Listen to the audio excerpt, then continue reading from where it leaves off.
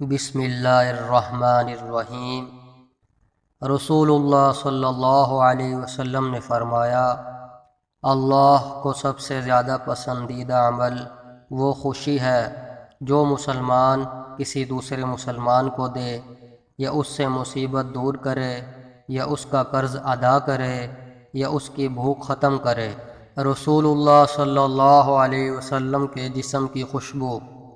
حضرت جابر رضی اللہ عنہ سے روایت ہے کہ نبی کریم صلی اللہ علیہ وسلم جب کسی راستہ سے گزرتے تو آپ کے بعد جو شخص اس راستے سے گزرتا وہ آپ کے جسم مبارک کی خوشبو یا یہ کہ آپ کے پسینہ مبارک کی خوشبو سے معلوم کر لیتا کہ آپ اس راستے سے تشریف لے گئے ہیں۔